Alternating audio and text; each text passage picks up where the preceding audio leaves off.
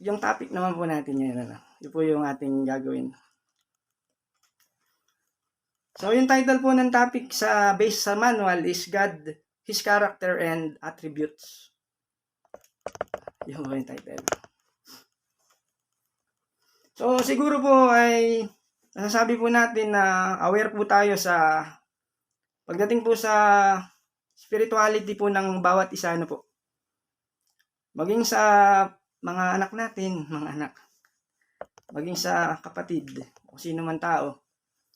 Spiritually, gusto po natin na sila rin is makakilala sa Diyos. Pagdating sa magagawa ng Diyos, katangian ng Diyos, yung karakter ng Diyos. Sino nga ba ang Diyos?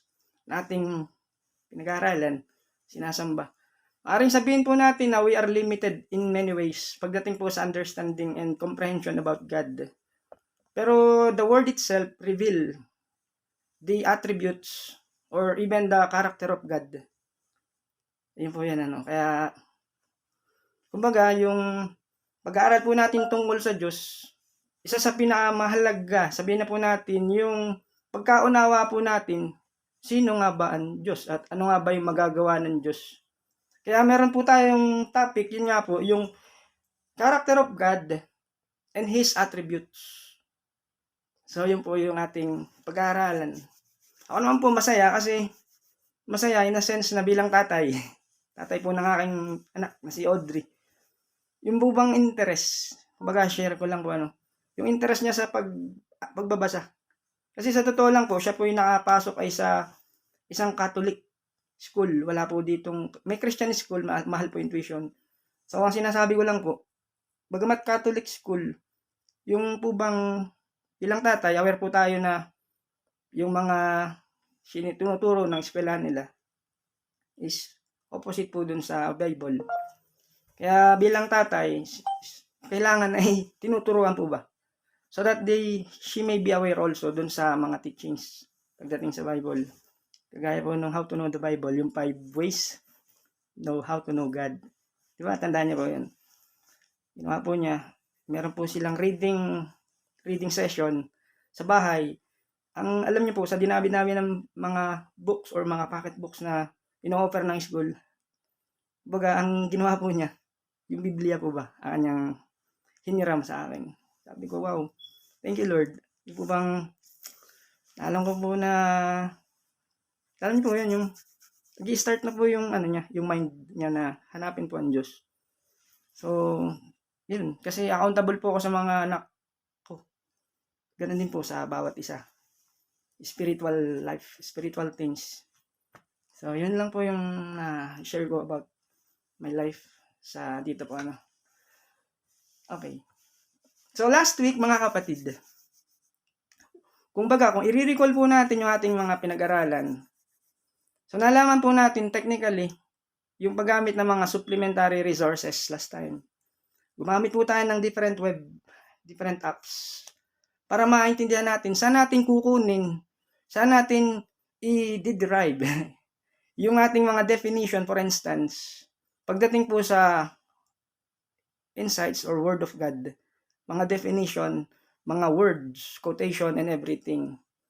So, sa atin bilang, sabi nga po tayo ay nagsisik talaga ng will at ng yung word of God mismo. Is kailangan is we are not only use the Bible itself, but also we have several or few, if not several, some of it like the Bible dictionary, even encyclopedia. Pero pag bibilin po natin sila, medyo may kamahalan nga po. That's why, salamat at merong online resources for free. Kaya, nagagamit po natin yan. And we are expecting na magamit po talaga natin yun, ano, sa ating mga assignments or even sa mga teaching, lalo na yung mga tuturo. Pero, sigurado po magagamit niyo po yun, ano. So, para lalo po nating mas makita. Kasi they are systematically and theologically, mababasa natin talaga namang lahat tayo pwedeng mag-agree dun sa kanilang mga pine-present sa ating mga information. Okay po. So, yun po yung nare-recall po natin last time. Okay. So, let me start to read in Tagalog, yung introduction po, ito po yan. Pagdating po sa character and attributes of God. Pakinggan niyo po.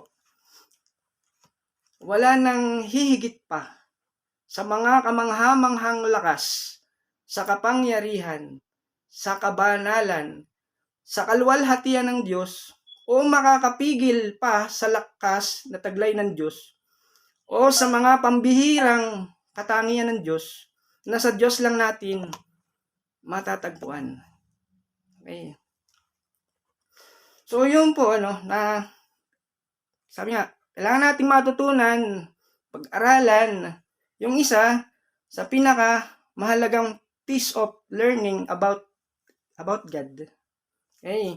So that our prayer, kaya salamat kay Pastor Ronnie and everyone na nag-pray kanina at yung mga previous prayer para sa mga online or even sa actual face-to-face learning about the Word of God is to open the heart, po yung hinihiling po natin sa Diyos, open the heart and the soul of each and every one. Pagka sana ay pagdating sa doktor, Lord, talagang buksan nyo po, is-surgery, gamitan nyo po ng parang buksan talaga, natin na physical, but in spiritual aspect, buksan yung heart at yung mind. Makita namin yung inyong kaluwalhatian. Bubuksan talaga ng Panginoon. Yun po yung ating panalangin sa ating Diyos. So this time, alamin nga po natin about the attributes. Alright? So when we say attributes, it is all about qualities. Okay? Attributes mean qualities, yung katangian. Even yung kanyang character or characteristics. Yung kanyang traits. Even yung kanyang nature ng Diyos. Pag-aaralan po natin bit by bit. Okay? So, yung katangian ng Diyos ay siyempre mahalaga nating maunawaan bilang siyang itinuturo natin, ibinabahagi po natin sa ating mga tagapakinig. Para sa akin, mahirap magbahagi, mag-share. Kung ang i-share ko, hindi ko na namang kilala. Alam niyo po yun. Mahirap lumapit o mahirap lumapit sa Diyos. Hindi ko kilala ang Diyos. Maging personal na paglapit natin.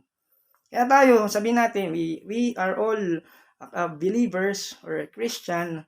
So, of course, we learn so much, things about the Lord. And one thing na kailangan po nating maunawaan is about His qualities. Okay. So, meron pong isang kilalang American pastor, Christian and missionary at the same time sa Amerika.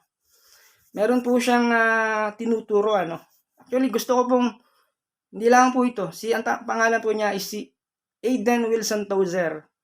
Pati si na Dr. Lawson.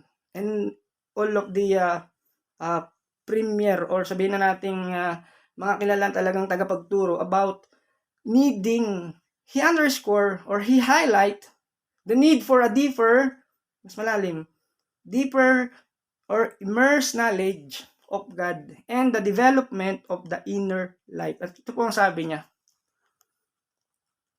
Sabi niya, the Christian is strong. Ang Kristiyano daw ay malakas or weak, depending upon how closely he has cultivated or developed the knowledge of God. Maaaring yung isang Kristiyano ay maging malakas o mahina, yung Christian. Kaya depende, sabi niya, kung gaano niya kalapit o inilapit ang kanyang sarili o nilinang sa pag-aaral sa mga kaalaman, the knowledge about God. Okay? Yung knowledge. Ini-immerse.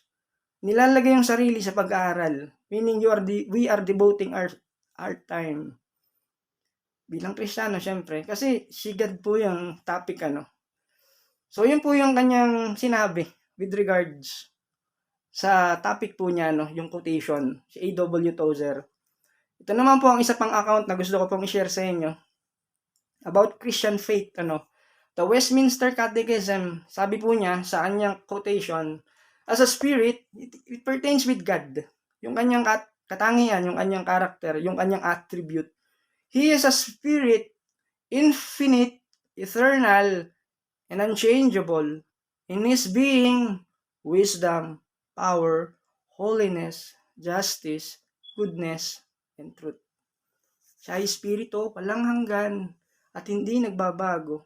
Sa kanyang pagka-Diyos, sa karunungan, sa kapangyarihan, sa kabanalan, sa katarungan, sa kabutihan, at sa katotohanan.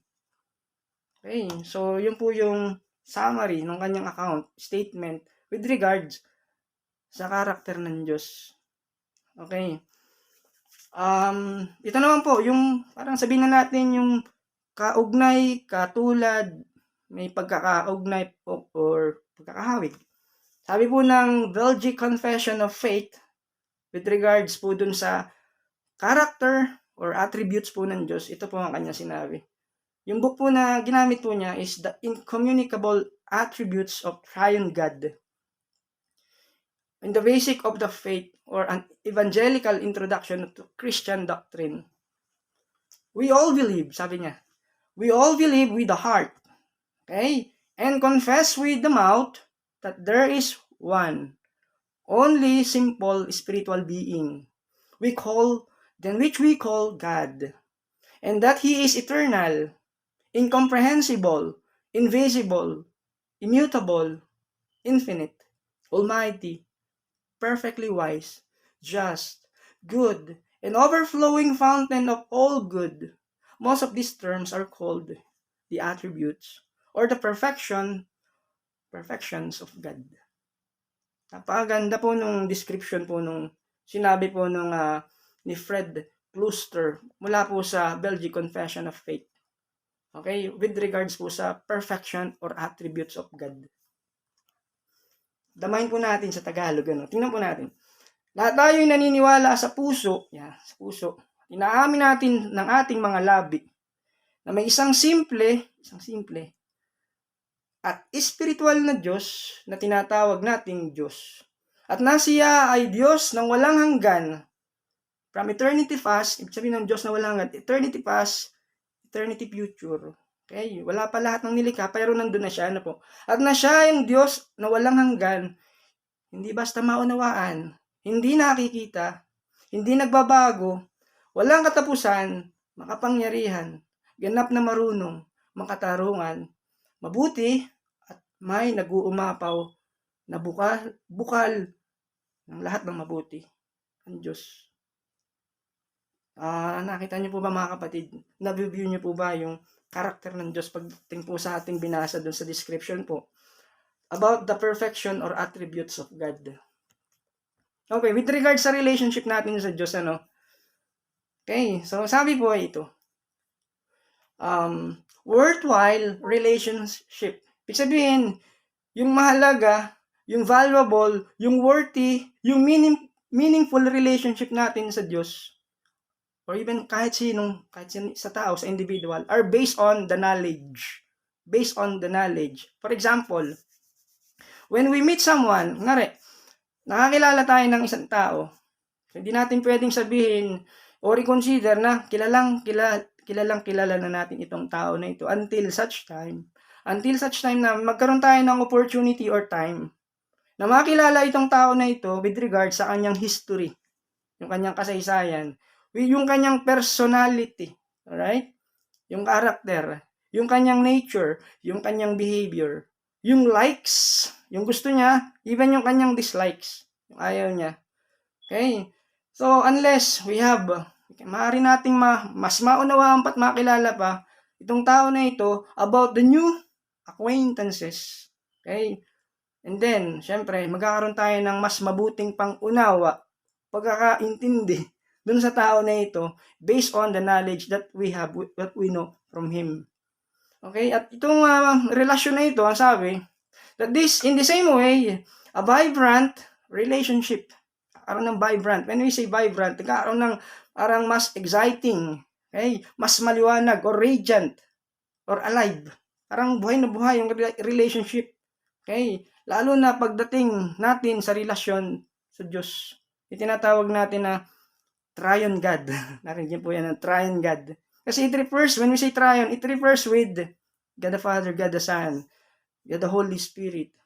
And must be rooted, sabi niya, must be rooted. Talagang nakaugat ito sa isang matindi at isang matibay na pangunawa, okay, kung sino at paano, ibig sabihin sa Diyos mismo mula sa kanyang mga salita. Okay.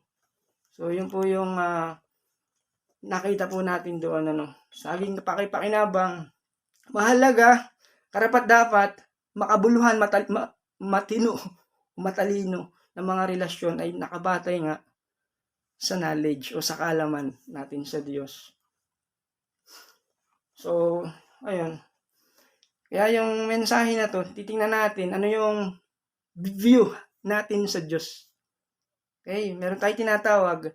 Okay, gusto kong i-quote po yung binanggit po ni Dr. Lawson, Stephen Lawson. I-share ko po sa inyo ito po. Sabi po niya ito, a high view of God leads to high worship, okay, and holy living. But a low view of God leads to trivial, when we say trivial, small or insignificant or minor worship and low living. So nakadepende daw po yung ating yung buhay po natin could be high, depends sa pagkakilala nga po natin sa ating Diyos. Okay? High view of God leads to high worship. Pag kilala natin ng Diyos, it leads talagang nasasamba natin ng Diyos na spirit and in truth. Ang sabi po it leads with a worship and holy living. But low view of God leads to trivial, small, or insignificant, or minor worship and low living. For example, from Exodus chapter 32, ito po yung evidence po doon, medyo nakakalungkot po yung nangyari po nung time na yun. Nung time ni Moses, naalala niyo po yan, So, nung mga panahon na yun, itong mga Israelite, they have the low view of God. Ano po nangyari ito? Okay? So, yung mga Israelita is really impatient. Okay? Impatient walang tiyaga. Kasi hindi nga po nila totally kilala ang Diyos. Si Moses ay pumunta, humiwalay panandalian. Okay? Pumunta sa Mount Sinai at kailangan niya makipag-meet. Kailangan niyang katagpuin ng Diyos. Si God, si Yahweh. Okay? At tanggapin yung 10 Commandments. Yun po yung nangyari during those times. Okay? And then, itong mga tao na ito, nag-isip. So again, yung isip na naman, pinagana nila. Okay, pinagana nila. And the people began to view God as just as what? Supplier. Taga-supply lang ng needs. Hindi nila tiningnan that God as being holy, banal. Hindi nila tinitingnan yan as God being holy that He is. Okay? So, yung view po nila, sabihin natin, it's a low view of God. At dahil po doon, yung kanilang mga desire, dahil sabihin natin, low yung view nila sa Diyos, mababa yung pagkaunawa, pagkakilala nila sa Diyos, nagkaroon sila ng selfish desire sa kanilang puso. Tinanong nila, sinabi nila, yung needs nila, yung desire nila kay Aaron, okay? Na gumawa ng mga gods, small g, mga Diyos-Diyosan, para sa kanila. In short, gumawa sila ng golden calf. Okay, yung guyang ginto, golden calf. Na kung saan, ang ginawa nila, ng mga Israelita, nag-offer po sila ng mga burnt offering. Nagsunog po sila ng mga bagay. Wino-worship po nila yung golden calf. Okay, na Diyos-Diyosan, na kung saan, ayaw po ng Diyos ng ganun. Tama po, So, nagkaroon sila ng, sabihin na natin, celebration. Nag-celebrate po sila. Okay, kasi hindi nga po nila kilala ang Diyos. Kaya naman, okay, meron silang tinatawag na trivial or insignificant worship ng mga tao nung time na iyon, So, hindi po nila tunay na sinamba ang Diyos. At ano pong nangyari ito? They had sunk into idol worship. Yun po yung palagi nila sa Diyos. Kaya, napunta po sila doon. Kasi nga po, yun po yung tinatawag natin na low living. Okay? And yun nga, marami sa kanila, pinuksan ng Diyos. So, yun nga, pagdating po sa attributes, may be defined, being the perfection of God. At isa nga pong attribute na gusto po nating bigyan ng pansin ngayon, una sa listahan, sa ating menu, kumbaga, sa agenda, ay yung holiness of God. Attributes may be defined as those perfection of God which are revealed in the scripture. Wala naman po iba tayong gagamitin kundi ang kanyang word, ang kanyang Bible, ang kanyang salita, ano po, which are exercised and demonstrated by God in His various works.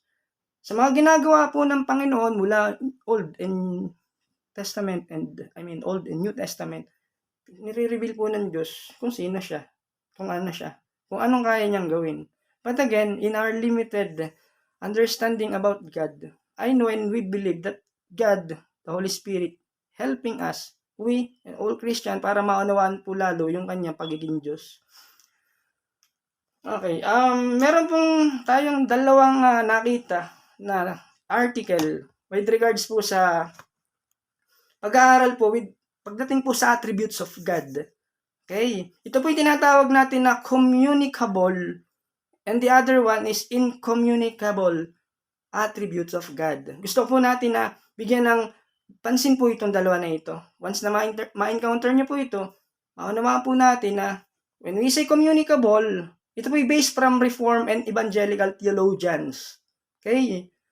Alright, so nakikita po nila sa kanilang pag-aaral, madalas, yung pagkakaiba po ng dalawa, nakatangian ng Diyos, and categorized into two. Communicable, and the other one is incommunicable attributes of God. Okay, so tingnan po natin ito.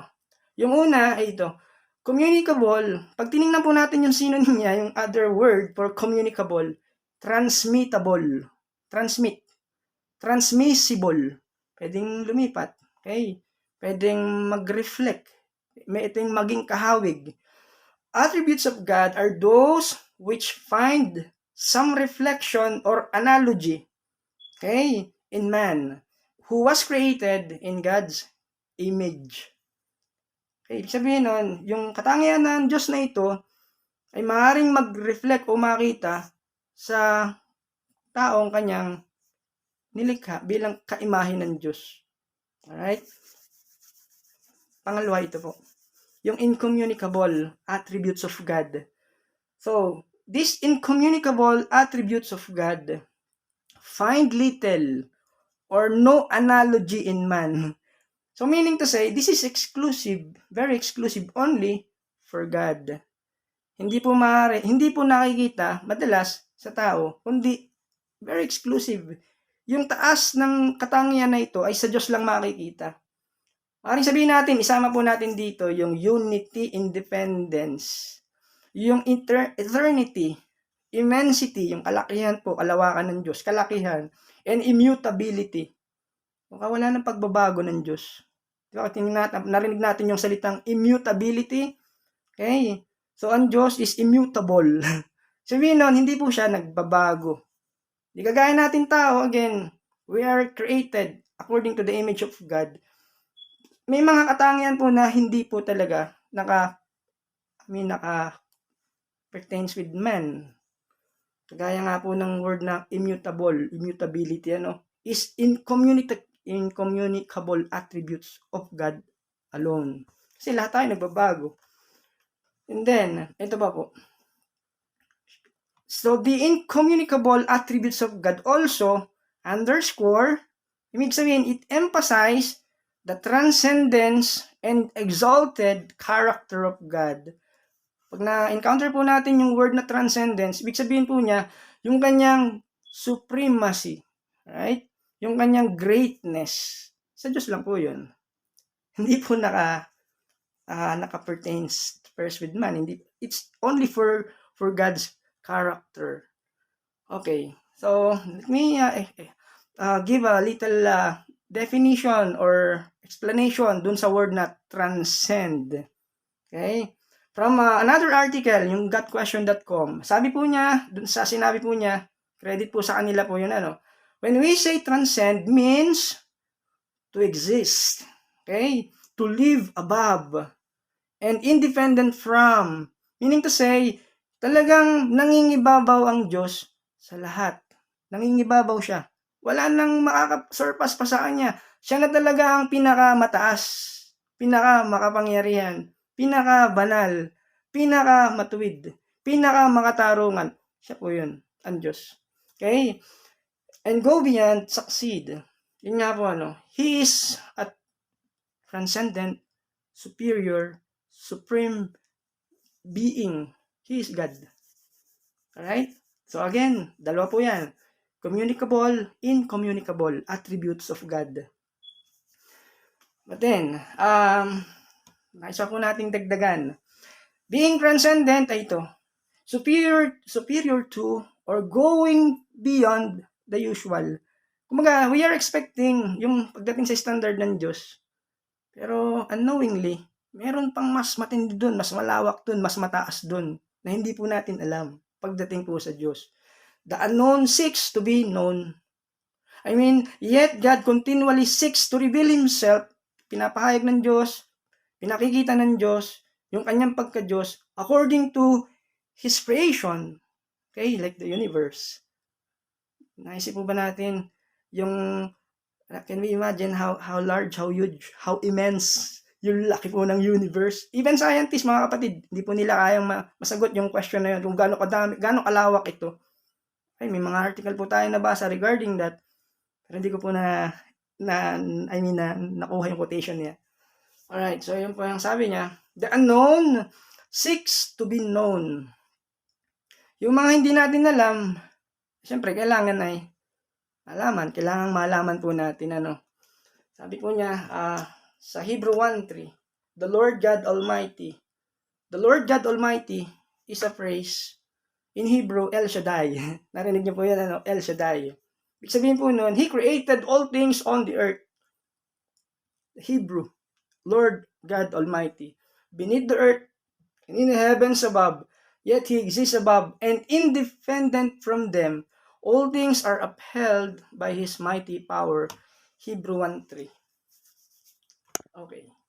Tingnan po natin sa other translation po. He is the radiance of the glory of God and the exact imprint of His nature, and He uphold the universe. He uphold the universe by the word of His power. After making purification for sins, He sat down at the right hand of the Majesty on high. So ano pong pinapakita dito sa Tagalog? Tingnan po natin. Nakikita sa anak ang kaluwalhatian ng Diyos. Meaning, it pertains with Christ. Nakikita natin yung glory ng Diyos kay Lord. Pag nakita natin si Lord, nakikita natin yung glory ng Diyos. Kung ano ang Diyos, ay gayon din ang anak. So there is a comparison. I mean, there is a similarity. Oneness ng dalawa, Diyos anak, Diyos Spirit. Diyos Espiritu. Kung ano ang Diyos, ay gayon din ang anak. Ito po ang maganda, sinabi niya rin dito. Siya ang nag-iingat sa sansinukob. Siya ang nag-iingat sa buong kalawakan, universe. Sa pamamagitan ng kanyang makapangyarihang salita. Wow.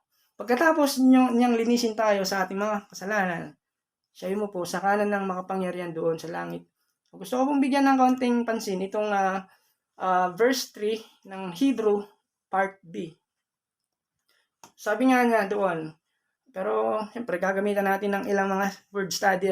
Tingnan po natin, according to the MacArthur Study Bible, ito po ang sabi niya in English, exact imprint of His nature. Kung ano ang Diyos, ay gayon din ang anak.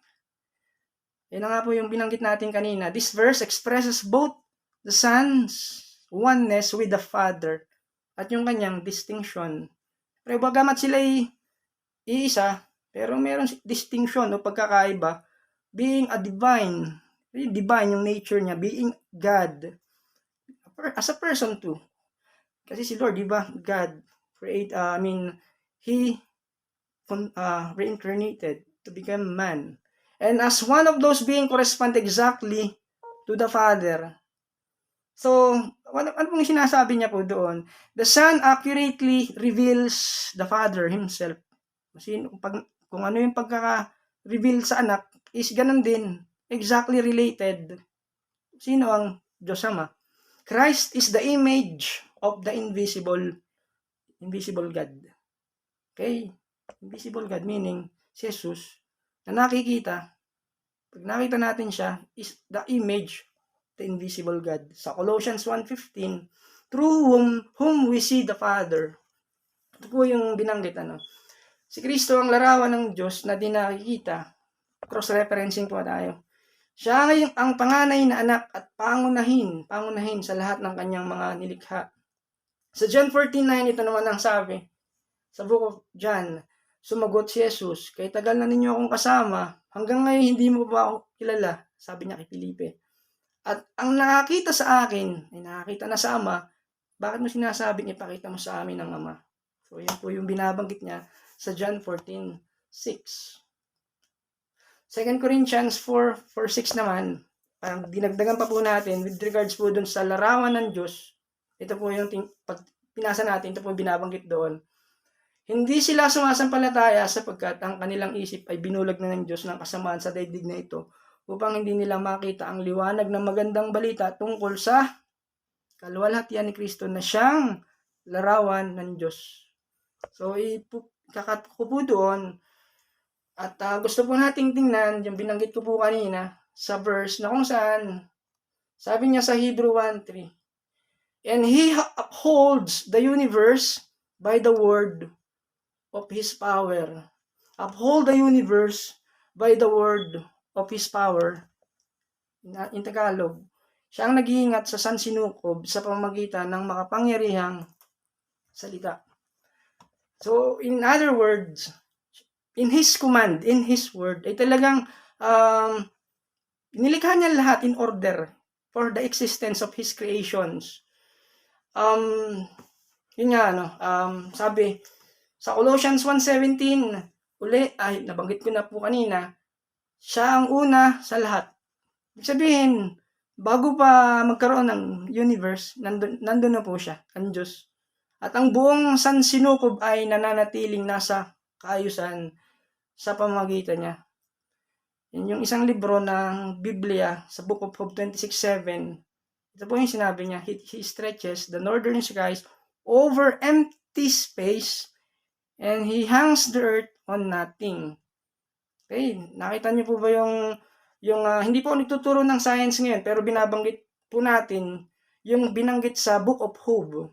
Okay, na ang purpose po niya, okay, is para makita natin that God is deserved to be glorified sa pamamagitan ng kanyang mga mysterious ways of His creations, the work in nature. Okay? At yun nagpapatuloy, sabi niya, that the whole creation, the created realm, sabi niya, continues in the existence solely by God's sustaining power.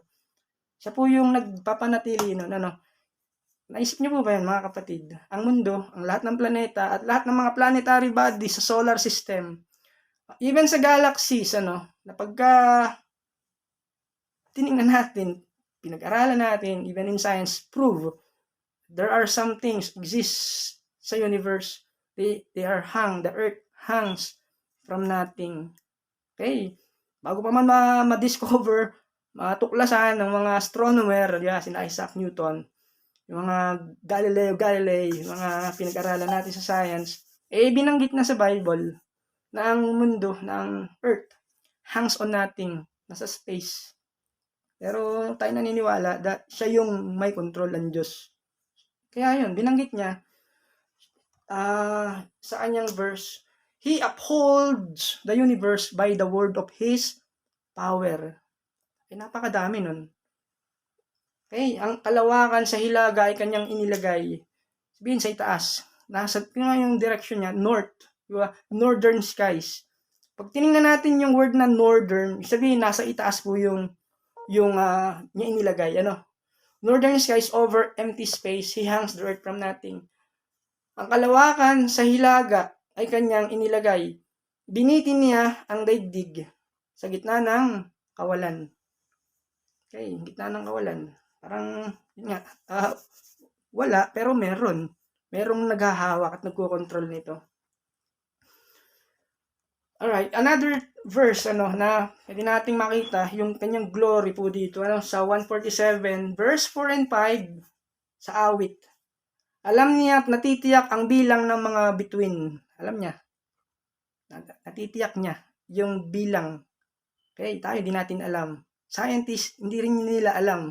Kasi we are limited in our mind. I mean, sa pag-iisip kung ilan. Kahit anong gamiting tools, kahit may Hubble scope pa yan na gamitin, powerful telescope rather, hindi po nila mabibilang. Pero ang sabi po niya, alam niya at natitiyak ang bilang ng mga bituin. isa-isang tinatawag, sa pangalay itinuturing. Sabihin, may mga pangalan po sa kanya ang bawat bituin. Si Yahweh na ating Diyos, literally, dinescribe po dito si Yahweh ang Diyos. Si Yahweh na ating Diyos ay dakila at malakas. Okay? So, yun po yung isa sa yung mga attribute po ng Diyos, great and strong and mighty. Taglay niyang karunungan, hinding-hindi masusukat. Yun po yun, Diyos. Kaya pagdating sa pagsukat ng karunungan, hindi po natin kakayanin po yun. Dahil po yung Diyos, Yun po yung kanyang katangian. Alright, so for example lang po ito mga kapatid. The earth tilted 23.45 degrees. Nakatagilid siya, nakakiling siya ng 23.45 degrees tilted towards the sun. O may mga dahilan po tayo doon, pagdating ko, bakit nga ba ganun? Pwede naman diretso lang, pero hindi po niya ginawang ganun. Okay, the science explain, sabi niya, kailangan magkaroon ng balance. Mag-rotate siya sa kanyang axis, para syempre pag umikot siya, may gravity at the same time, magkaroon ng seasons or weather.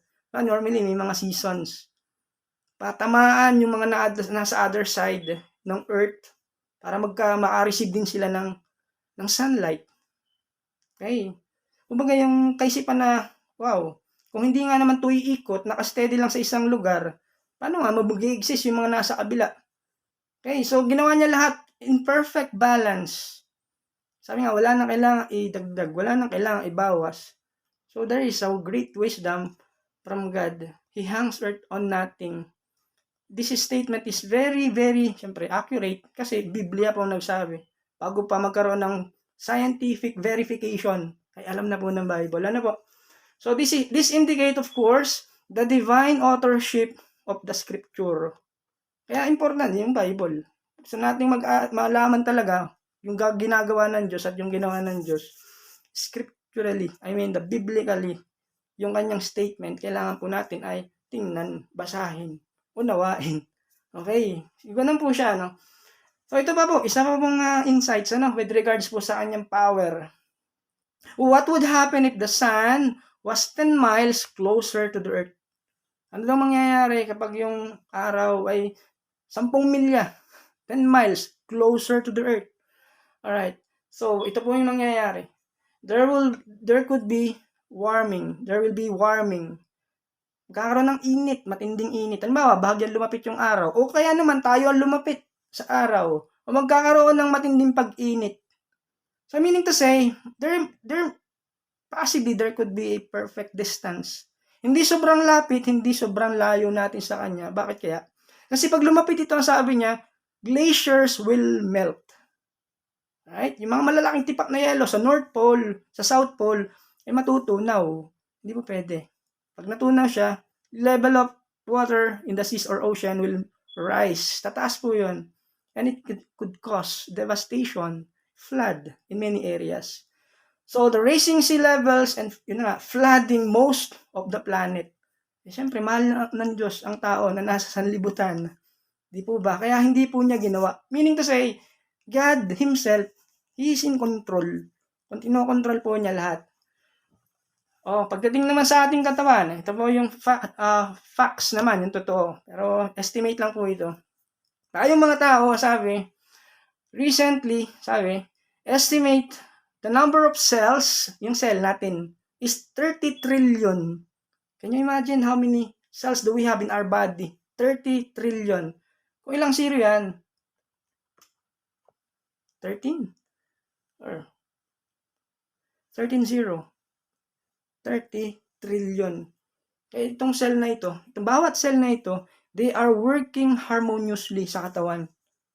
At pag nagkaroon ng problema yan, nagkaroon ng malfunction, ayun na, kakaroon ng sakit, problema. Okay, 30 trillion. And it is necessary to function very well to live. Para yung tao ay mabuhay ng normal. Kinokontrol po lahat ng Diyos yun sa katawan po natin. Okay, hindi lamang yung nasa kalawakan. Can you imagine ilan yung tao na nabubuhay ngayon? Okay, ilang cells meron doon. Kaya kung isipin natin, talagang God is so much in power and in glory. Another idea po mga kapatid dito. So yung distance po natin sa sun, medyo science ng konti pero kailangan po natin maunawaan ng konti rin. Yung layo po natin sa sun, yung Earth sa sun is 93 million miles. Napakalayo po, 93. Or 150 million kilometers away from the Earth. So, sobrang layo po niya. Meron po yung process na yung nucleosynthesis na sinasabi para mag-release ng init, solar power, energy, sa layong na yun, yung layo po na yun. Alam niyo po, kailangan daw mag-travel po ng 186,000 miles, okay, per second,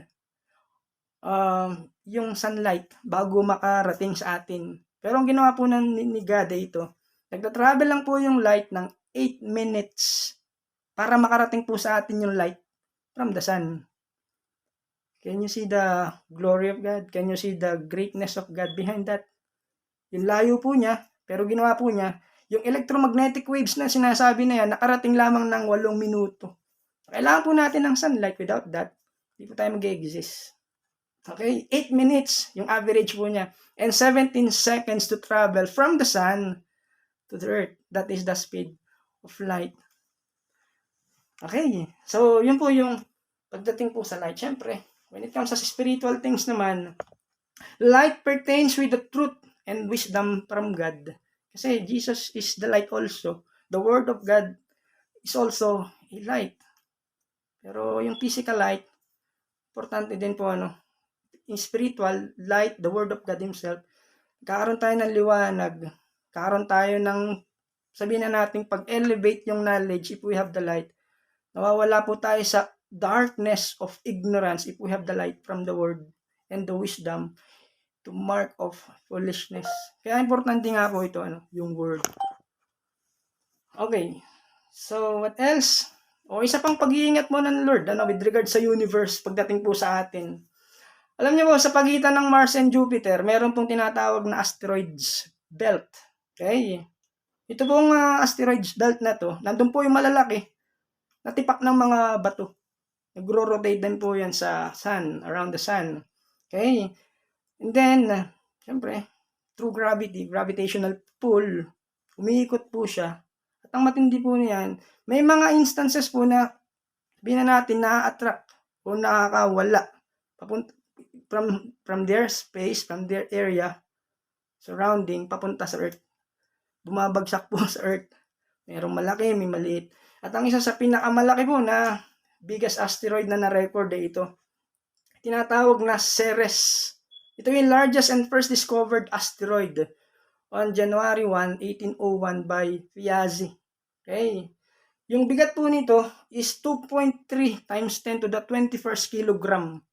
Sa mga asteroid, napakabigat po nun. Ang sabi po ng mga scientists, walang weapon system na maaaring makapagpahinto dahil sa kanyang taglay na bilis nung bumabagsak sa Earth. Can you imagine that 6,000 or 69,523.7 km per hour yung taglay po niyang bilis. Pero dahil nga po sa pag-iingat ng Diyos sa atin sa Earth, kinokontrol niya po yun. Kapag po halimbawa yung malaking asteroid na ito tumama po sa lupa, it will create a crater, yung malaking butas. Paano kung sa city? Paano kung sa bubong? Paano sa bahay? Di pa malaking pinsala po ang maaaring makreate po nito. Paano kung sa dagat? Pero alam nyo sa Revelation 8:10 to 21, meron po ang term na ginamit doon yung wormwood. Wormwood, Yun po yung name ng star. Ang sinabi ko po kanina is not a star. Pero yung sabi sa Revelation chapter 8 verse 10 to 11, during the time of tribulation, hindi pa po ito nangyayari. Mangyayari pa lang po. Pero, yun sana. Huwag nating habutan to. Pero ni-reveal po ni Lord through John the Beloved. The third angel sounded his trumpet, and great star, blazing like a torch, fell from the sky on a third of the rivers and on the spring of water. The name of the star is Wormwood. And a third of the waters turned bitter, and many people died from the waters had become bitter. Hinipa ng ikatlong anghel ang kanyang trumpeta. Nahulog mula sa langit ang isang malaking bituin na nagliliyab na parang sulok. at bumagsak sa ikatlong bahagi ng mga ilog at mga bukal. Ang bituin ay tinawag na kapaitan. And ito po yung nangyari, o mangyayari, o nangyari. Pumait ang ikatlong bahagi ng tubig at maraming tao ang namatay sa pagkainom nito. Yun po yung mangyayari in the future. Okay?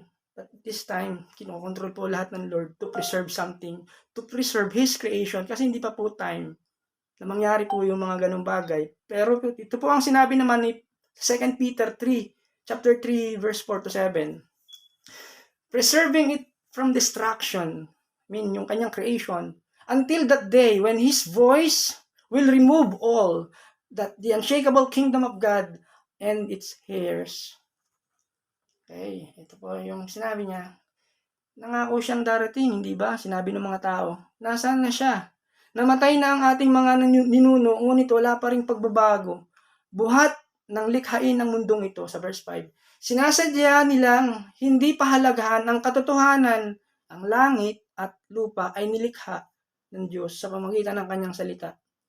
Nilikha ang lupa buhat sa tubig at sa pamamagitan ng tubig, sa pamamagitan din ng tubig ng malaking baha ay ginunaw ang daigdig ng panahong iyon. Okay? Sa 7, sa pamamagitan din ng mga salitang iyon ay nananatili, preservation, nananatili ang mga langit. Sabihin, hindi lang yung langit na nakikita natin ngayon, kundi may langit talagang first heaven, second heaven, third heaven, atmospheric heaven, starry heaven, heaven of heavens. Ito po yung sinabi niya. Sa pamamagitan din ng salitang iyon na nagpabaha nung panahon ni Noah, ay sabi niya, sa pamamagitan din ng salitang iyon ay nananatili ang mga langit at ang lupa upang tupukin sa apoy pagdating ng araw ng paghukom at pagpaparusa sa masasama. So yun po yung gagawin po ng Panginoon. Sa Hebrew 12:28, sabi niya, kaya't magpasalamat tayo sa Diyos sapagkat tumanggap tayo ng isang kahariang hindi nayayanig. Sambahin natin ng Diyos sa paraang kalugod-lugod sa Kanya, may paggalang at pagkatakot. Sapagkat, yun nga po, there's the word what, yung keyword, kaharian or kingdom, kasi God will create, yun nga, yung new heaven and new earth. And there is the holy city, the new Jerusalem. Sa 21:1 and 2 ng Book of Revelation, itong kaharian na ito will be eternal, sabihin talagang pangwalang hanggan, and unshakable or immovable. Alright? Pagkatapos, sabi ni John the Beloved, pagkatapos ito'y nakita ko ang isang bagong langit, isang bagong lupa. Wala na ang dating langit at lupa, wala na rin ang dagat. Nakita ko ang banal na lungsod, ang bagong Jerusalem na bumababa mula sa langit buhat sa Diyos, gaya ng isang babaeng ikakasal. Siya'y nakabihis at nakahanda sa pagsalubong sa kanyang mapapangasawa. Okay, so yun po yung, kung bakit, yun nga, yung mahalaga po yung right comprehension or perception pagdating po sa idea or truth, theological matter, pagdating po sa word, Meron po isang quotation na binanggit uli. Babanggitin ko po uli, kay Aidan W. Tozer. Sa Tagalog na lang po, sabi po niya, ang tamang pagkaunawa sa Diyos ay pangunahin. Kailangan, kung meron dapat tayong unawain at aralin, yes, we are learning secular things. Kailangan din po yun. Pero sabi niya, ang tamang pagkaunawa sa Diyos, ang pangunahin hindi lamang sa systematikong theology, kundi sa practical, siyempre, practical na pamumuhay bilang Kristiyano.